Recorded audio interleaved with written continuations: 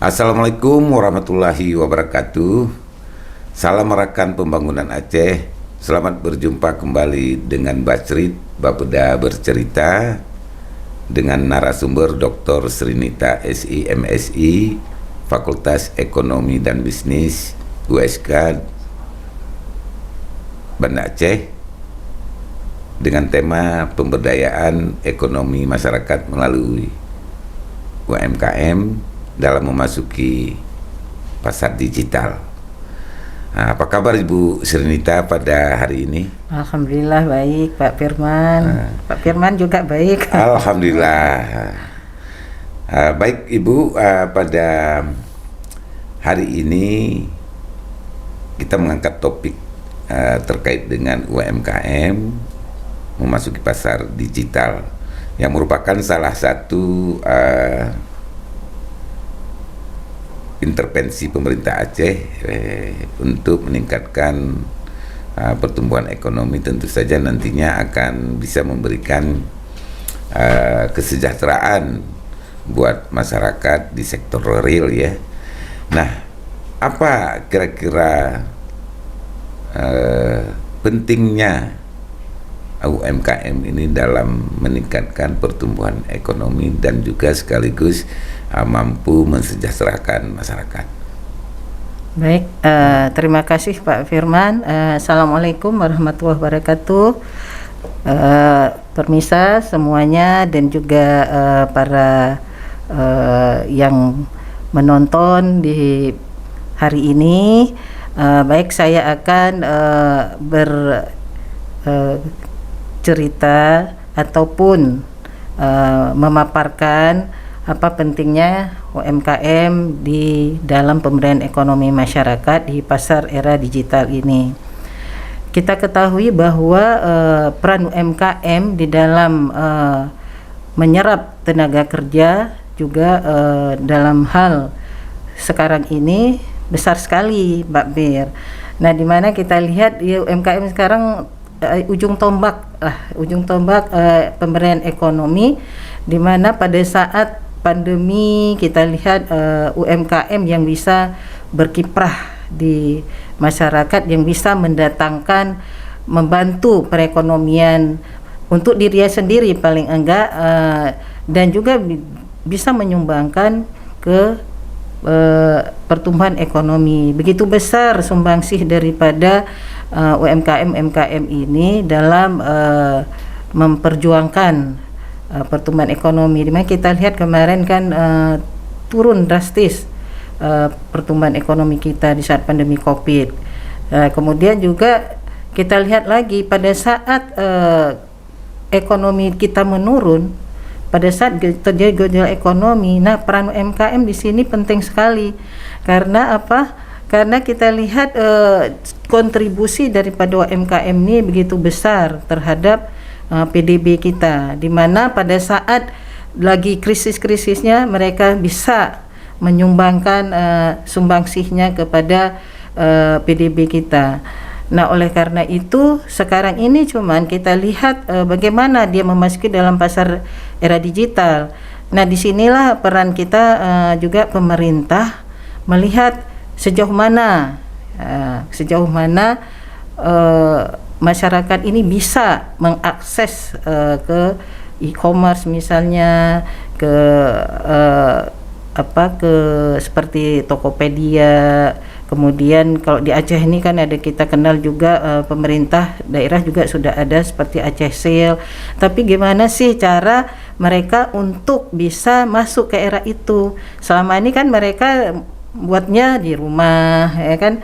Walaupun mereka misalnya kontribusinya dalam hal untuk keluarga-keluarga mereka, tapi mereka bisa membantu juga menyumbangkan kepada PDB, di mana kita lihat dalam era sekarang ini kan kemiskinan juga tinggi terjadi.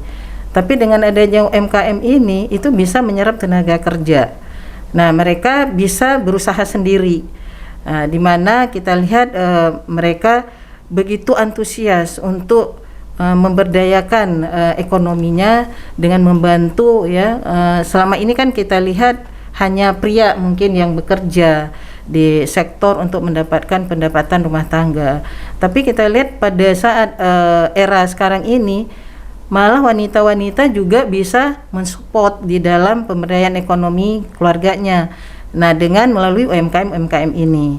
Cuman caranya gimana mereka supaya bisa akses di era digital ini, di pasar digital. Nah, caranya tentunya dengan kita memberi pelatihan-pelatihan, kemudian kita beri mereka arahan-arahan, bimbingan, pembinaan, agar mereka itu semuanya bisa akses ke internet.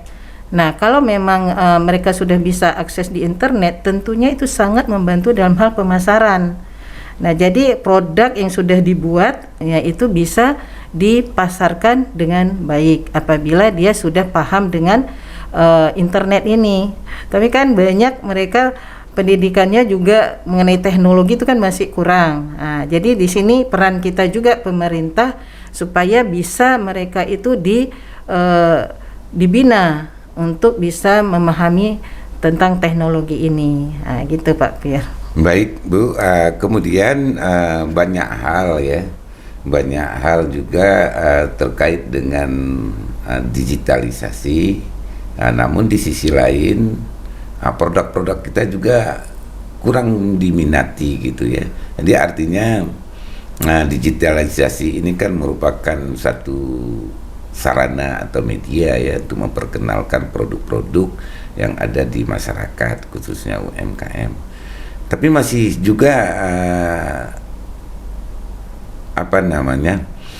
pihak pembeli gitu ya kurang berminat. Mungkin satu sisi dia telah menguasai media sosial, satu sisi di sisi yang lain, tapi produknya ini juga masih belum laku di pasaran gitu. Baik. Apa penyebabnya barangkali? Ya, itu makanya kita di pembinaan UMKM ini perlu kita laksanakan, karena kenapa kita harus bisa bersaing juga dengan produk-produk luar. Nah, di sini tentunya kita harus ada pembinaan tentang desainnya, kemudian packagingnya. Dalam hal UMKM ini kan karena mereka kan dalam segi packagingnya mungkin masih kurang. Nah, disinilah harus kita buat pelatihan supaya mereka bisa membuat yang bagus packagingnya sehingga bisa bersaing dan bertanding dengan produk-produk yang ada dari luar. Nah, kita lihat dalam hal kita pembinaan juga selama ini kepada UMKM itu, mereka sih kurang pengetahuannya tentang ini. Seperti misalnya kalau kita di pasar digital ini, tentunya kalau kita ingin mempromosikan harus yang terbaik. Nah, cara kita masuk ke pasar digital tentunya kan harus misalnya kita foto dulu produknya, dan foto itu kan tidak bisa misalnya ya begitu saja. Pasti kita foto misalnya teknis fotonya itu gimana, yang jelas, yang terang, kemudian yang cantik, pasti yang menarik itu, supaya waktu konsumen lihat itu dia bisa tertarik begitu lihat. Nah, dalam hal ini tentunya setelah kita buat foto, kita posting itu kan harus kita buat narasinya juga, supaya orang ketika beli, oh ini produknya ini, karena ada narasinya di sebelahnya, jadi paham waktu mau beli ini apa. Nah, kemudian kan kalau sudah ada itu kita list juga harganya berapa gitu, nanti baru kita masuk ke padi gitu, pasar digital ini. Jadi dalam hal misalnya mereka supaya bisa laku, tentunya kan strategi daripada pemasaran ini harus dia paham, misalnya tentang produk itu harus berkualitas baik, supaya kita bisa punya unggulan dibandingkan dengan yang lain. Nah, kemudian apalagi kita lihat tadi udah packaging, kualitasnya tentu juga harus kita lihat. Jangan maksudnya mungkin komposisi daripada produk kita ini mungkin kurang pas, misalnya antara warna mungkin ya, kemudian juga kan banyak kita dalam finalisasinya, finishingnya itu kurang produk kita. kurang rapi misalnya kayak gitu. Sementara kalau misalnya di luar sana kok kita ingin masuk ke pasar digital ini kan sangat diperhatikan sampai sekecil-kecilnya orang mau beli itu kalau memang dia sudah tertarik dan baik, kualitasnya oke, terus harganya juga sesuai gitu kan. Nah, kalau misalnya kualitasnya sudah baik, tentunya harga ini bisa juga baik gitu. Artinya apa? Orang mau beli walaupun harganya sedikit lebih baik, lebih tinggi gitu. Tapi kok kualitasnya gak bagus, orang pun akan beli murah. Nah, tentunya dalam hal ini pendapatannya juga akan menurun kalau misalnya. Nah, tentunya dalam pasar digital ini kan persaingan memang banyak sekali karena semua orang pasti akan masuk ke dalam itu gitu. Jadi harus ditingkatkan kualitasnya gitu supaya produk-produk kita itu bisa mendapat pasaran supaya jadi leader, bisa laku, konsumen bisa tertarik untuk membelinya gitu. Baik, kemudian tadi tentu saja mungkin banyak syarat ya. Syaratnya katakanlah kualitas ya. Nah, kualitas, kemudian kualitas dari produk aslinya gitu ya. Nah, kemudian juga finishing ya, finishing tentu saja terkait dengan packaging. Nah, packaging juga yang lumayan menarik ya, Mbak. Di sana juga butuh inovasi ya, mungkin desain grafis ya, bagaimana kita mampu mendesain suatu produk itu ataupun packaging tadi menjadi lebih menarik gitu. Nah, mungkin di sana juga terkait akan berdampak kepada kos yang dikeluarkan. Apalagi Aceh ini kan di daerah paling ujung ya. Nah, bagaimana mengantisipasi dari satu sisi produk kita mungkin unggul, enak ya, tapi di sisi lain kos yang harus dikeluarkan itu sangat tinggi karena memang kita tidak memiliki pabrik atau percetakan yang sifatnya lebih besar daripada di daerah-daerah di luar Aceh gitu. Nah, mungkin apa antisipasi atau cara-cara lain yang mungkin bisa kita bisa mengantisipasi terhadap kos-kos yang harus dikeluarkan yang seharusnya mungkin bisa bersaing dengan produk-produk UMKM lainnya. Baik, kalau mengenai kos ini tentunya UMKM ini kan harus ada buat bisnis plan dulu. Bisnis plan itu kan di situ nanti jelas alokasi dananya, bagaimana, berapa biaya untuk modal, biaya untuk dia operasional, kemudian nanti sampailah dia dapat untung berapa gitu. Nah, dalam hal ini tentunya akses daripada modal kan kebanyakan tuh kalau kita tanya sama UMKM kan pasti modalnya. Pasti kendalanya di modal. Kita nggak punya modal, Bu, kayak gitu. Nah, tentunya dalam hal ini kan juga ada CSR bisa diakses ke bank-bank. Misalnya kan sekarang memang sudah ada dana-dana itu yang bisa membantu UMKM. Cuman dalam hal ini tentunya harus dipenuhi prosedur yang diminta oleh misalnya kepada pihak BUMN gitu kan. Nah, tentunya dalam hal ini kalau memang dia sudah memenuhi persyaratan, pasti akan dikasih oleh pemerintah. Nah, syarat-syarat itu mungkin sangat sulit mungkin didapatkan oleh UMKM ini. Nah, sebenarnya sih itulah waktu kita adakan pembinaan, mungkin itu kita di situ kan bisa kita berikan penjelasan ke mereka. Salah satunya tentunya kalau mau mengakses itu harus ada NIB. Gitu, harus NIB ini kan harus ada dia setiap UMKM supaya dia bisa mengakses dana. Nah, tentunya pertama mereka kok belum ada NIB, buat dulu NIB. Nah, gitu. NIB sekarang pun sudah bisa online kok. Cuman 30 menit. Kalau online itu hanya 30 menit dia bisa selesai. Nah, tentunya harus kita mau membuat NIB nih supaya waktu kita mau akses modal ke pihak BUMN itu bisa dikasih gitu. Nanti persyaratan yang lain apa aja gitu kan, tentunya dalam segi spesifikasi produknya kan nanti dilihat juga gitu kan, ini oke atau tidak. Nah, itu membantu mereka untuk bisa mendapatkan modal. Nah, dalam hal ini saya pikir sekarang ini kan pemerintah memang lagi concernnya gitu untuk mengangkat UMKM ini supaya mereka bisa berhasil gitu. Karena kan kita lihat 96,5% itu kan dia bisa menyumbangkan ke PDB gitu kan. Jadi saya rasa pemerintah tuh memang concern untuk mengangkat UMKM ini supaya naik kelas semuanya.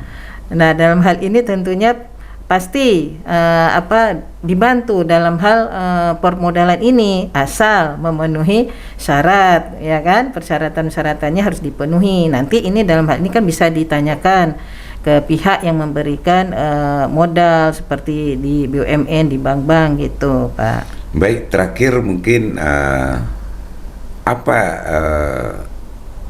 kendala atau masalah daripada UMKM yang ada di Aceh, dan juga mungkin sekaligus saran barangkali buat semua pihak atau stakeholders terkait bagaimana UMKM ini bisa menggerakkan perekonomian Aceh pada umumnya dan khususnya pelaku UMKM itu sendiri, sehingga peluang kesempatan kerja itu terbuka dan juga otomatis angka kemiskinan di Aceh bisa turun.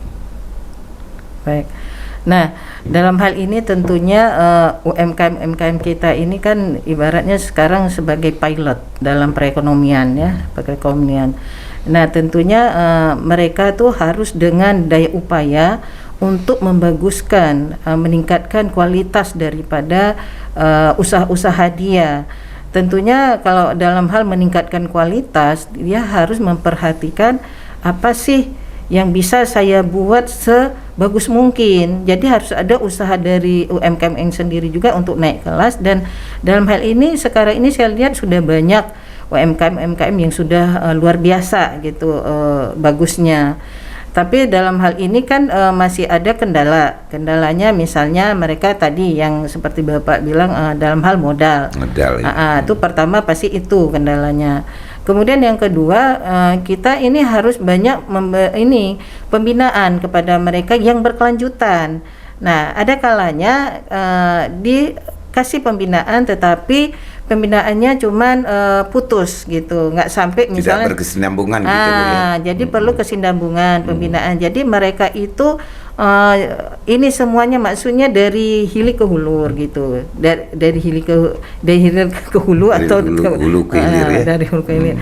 Nah, jadi supply chain ini kan nggak bisa kita putuskan. Jadi mereka kalau misalnya secara kontinuitas terus gitu, insya Allah mereka bisa sukses dan bisa dari UMKM tuh bisa jadi usaha besar mereka. Kalau memang naik kelas ya, sebagaimana Ibu sampaikan tadi ada naik kelas ya. Jadi yang pembinaan itu apa? Kita buat dia pelatihan-pelatihan. Seperti tadi sekarang kan udah kita era pasar digital. Nah, kalau ada pelatihan tentang bagaimana sih cara ini foto supaya produk-produknya itu bisa mantap kali gitu. Di waktu dilihat dengan konsumen gitu. Nah, diberikan apa lagi? Kemudian diberikan motivasi ke mereka supaya mereka tuh semangat terus gitu dalam memberdayakan UMKM ini supaya pendapatannya bisa meningkat. Kalau dia sudah bagus, kualitasnya bagus, tentu pendapatan dia juga akan meningkat gitu. Nah, kemudian kita bantu juga, misalnya nih saran saya ya Pak Pir, ada klinik UMKM punya kita. Nah, kita belum ada nih klinik UMKM. Nah, sekarang ini belum adanya. Mungkin apa aktivitas klinik itu, Ibu? Nah, klinik UMKM itu kan semua UMKM nanti kalau dia ada masalah dibahas di situ. Misalnya nih, dia nih kurang apa. Nah, seperti kita ke dokter lah, ke klinik. Nah, kan diperiksa dulu. Ini kurangnya apa? Mungkin dia nggak pandai ngurus IMB, ya kan? Nggak pandai urus misalnya prasyarat yang mau oleh pihak pemodal ini. Nah, di situ di klinik itu kita arahkan, jadi terpusat. Jadi dia terpusat satu pintu khusus untuk UMKM ya. Namanya klinik UMKM. Terus nggak cukup apa yang sudah ada di pemerintahan, misalnya seperti di koperasi UMKM itu, Bu? Nah, itulah mungkin koperasi UMKM itu belum ada kliniknya. Oh begitu. Jadi kalau mungkin di dinas koperasi UMKM itu kan mereka kan concern ya untuk memang namanya dinasnya.